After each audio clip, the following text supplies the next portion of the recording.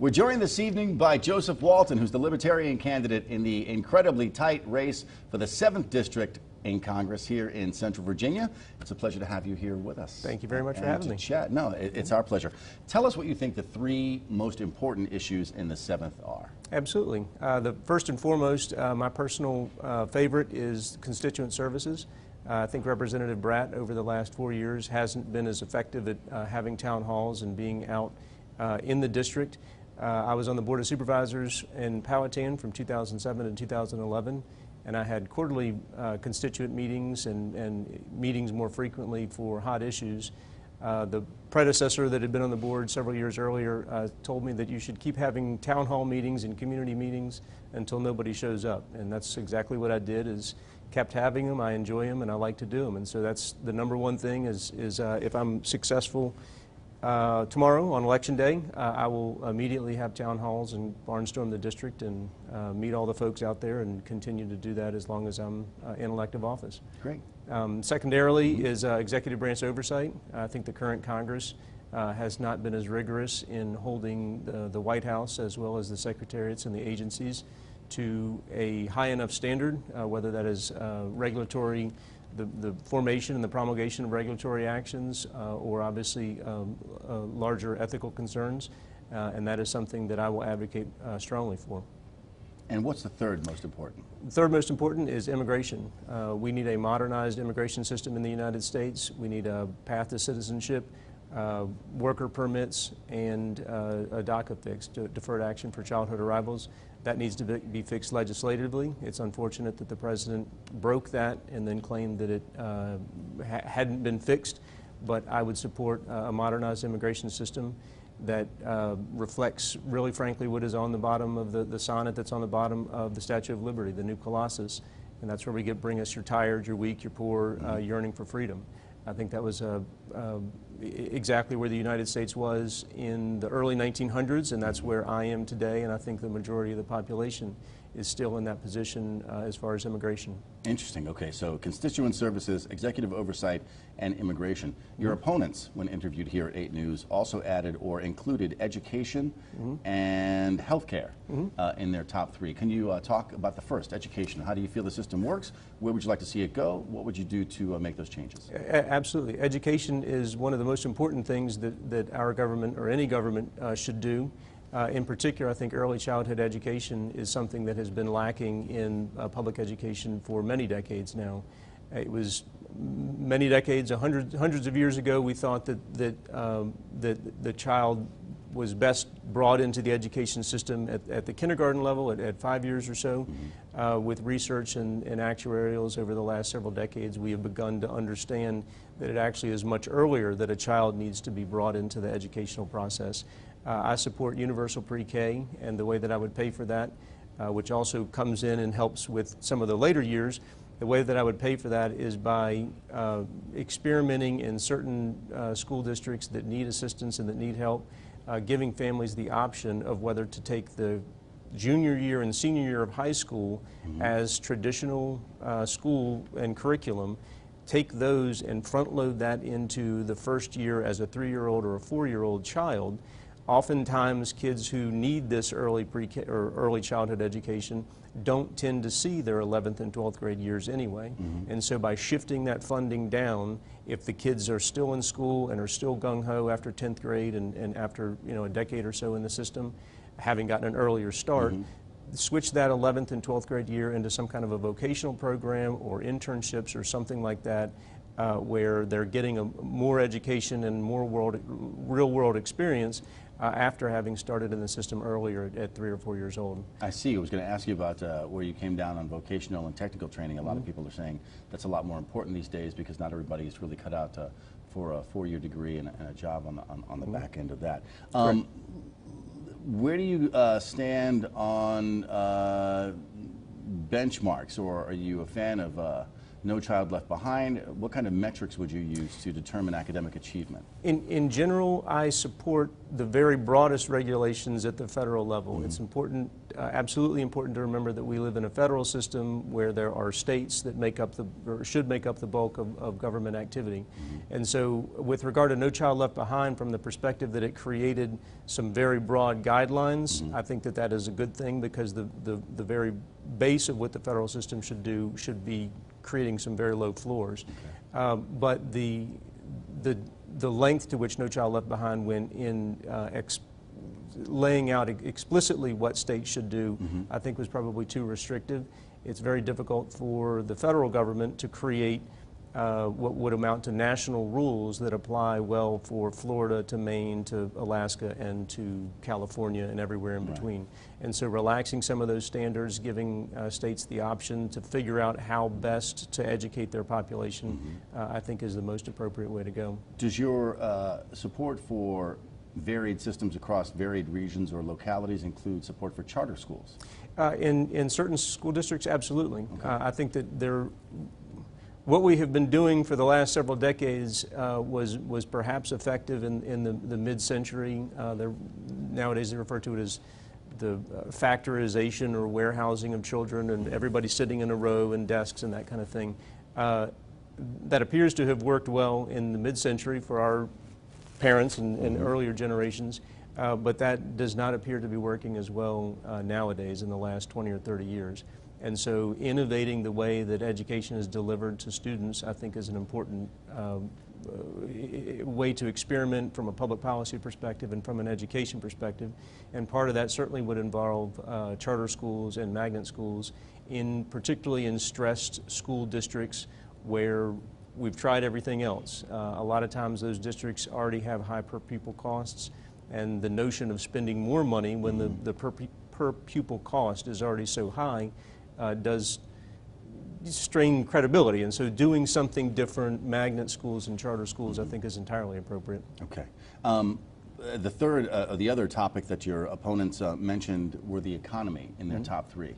Libertarian economics are sort of unique. They occupy a sort of conservative bent. Explain to the folks watching your position on the economy and how a libertarian take on the economy differs from that of the Republican candidate and the Democratic candidate. What I will say very specifically on two things is, my campaign is based on being a sensible centrist, and so not holding to a left ideology or a right ideology, but figuring out what works best. Oftentimes that is pieces from the left and from the right. And one thing that I think has fallen out of favor that I think is important from an environmental perspective and from an economic perspective is cap and trade, not just on carbon, but on any kinds of pollutants up to and including household refuse and byproducts of the supply chain and of the economy. And so I think that in general we have to prepare ourselves for an economy that is not based on, and as we've seen over the last several decades, strictly warehouse work and factory work. More and more of that is going away, and we have to prepare ourselves for how we're going to educate children of the future and get them the skills that they need to be successful. And so strictly from an economic perspective, I think that there are regulations that are important. Not that we, again, don't need to have as much regulation coming from the federal government as maybe people on the left actually think. We do have a federal system and not a national system. And so the economic mobility, I think, is an important aspect of a changing workforce, where people aren't going into graduating from a high school and then going into a job and working in that job for 20 or 30 years and then retiring. Most people are changing jobs multiple times in their 20s and in their 30s, looking for different things and moving ahead in different ways different places where they fit in ways that they can be successful in professional work or in any kind of work. And so being prepared for how we're going to continue to make the economy thrive with people that are moving around I think is very important. I made a terrible mistake, Mr. Walton, and that is that I just said that the economy was the other issue that your opponents had mentioned, when in fact it was healthcare. Healthcare, I can talk which about you that kind too. of got into a little bit. So what kind of healthcare system do you support, and does that include a single-payer system or a sort of public option for folks when you talk about transferring healthcare across different professions or different jobs, say? Well, I can actually transition from economic mobility to healthcare on one central or one important point, and that is that our healthcare in the United States should never have been linked to our employer. That was a legislative oversight, and that's what happens sometimes with legislation and that holdover from World War II and wage caps, where companies decided to offer health care as a benefit to get around wage caps because it was a fringe benefit. And so what has happened in the United States is now people who have good jobs have good health care, they stay healthier, but they also stay in that job even once they've decided maybe that they don't like the employer, they don't like the job, they don't like the town that they're living in. And so I think it is absolutely important that in the United States we have federal officials have a responsibility to create a healthcare system that is affordable, that has good outcomes, and that is not linked to your employer. And so with those three things, the federal government has a responsibility, again, to create broad regulations, pass those down to the states, and have the states figure out how to create a system within their own government and within their own state system that will create, in the case of the Affordable Care Act, will create marketplaces where the citizens can get health care and can be insured and can be healthy, but it is not linked to their employer. Massachusetts, Mitt Romney, when he was governor, created Romney Care. I think that was very successful and has continued to be successful. I think that if he had run on that in 2012 and 2016 through the primary process, he may have been more successful. And so I think that that is a good model for Virginia and for other states around the country to pursue that.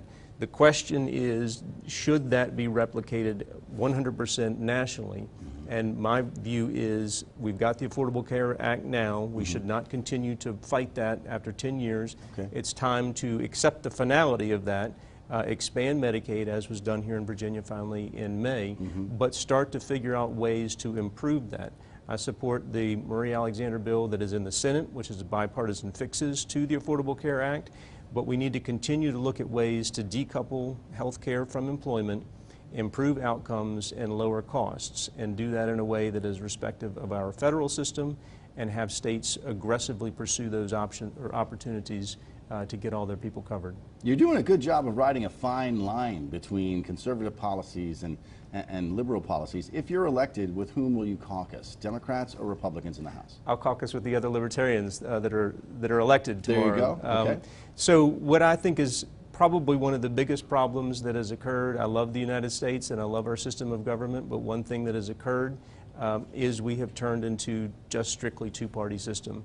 And that has disserved, I think, the middle of the electorate, but that has also disserved advancing the country along any kind of lines. Right now we're ping-ponging between two extremes for the last 3 or 4 decades, and there is what everybody refers to as polarization, gridlock, and obscene money in politics, and that is because it has become a two-party warfare to not do anything when the other party is in power, resist or withhold any kind of votes until you can then get in power and then go in the direction that you wanted to do.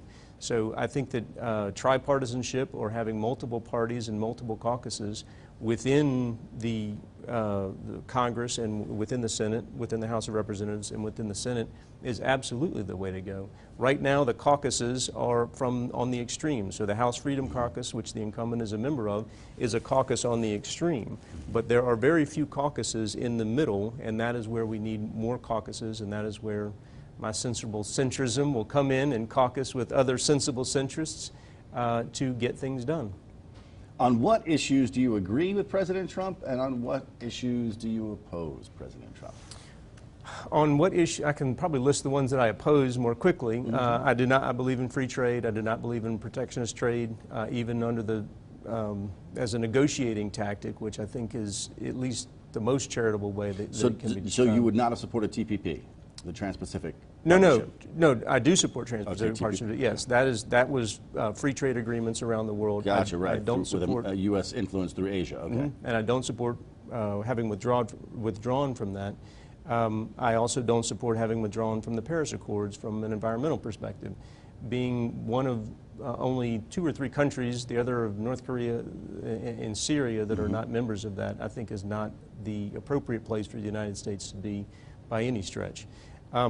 I don't agree with President Trump on immigration. I think that the treatment of this caravan, such as it is, of people that are seeking refuge in the United States, I think it is absolutely irresponsible to treat them as criminals or some kind of national warfare and send ground troops down there.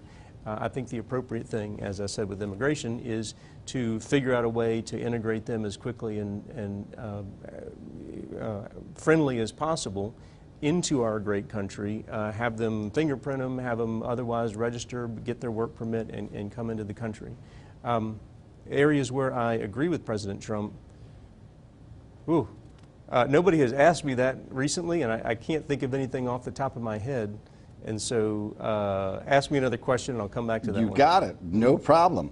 There is an aging population in the 7th District. Do they have special rights in the health care debate? And what would you say to folks who are uncertain and aging in the 7th about their futures?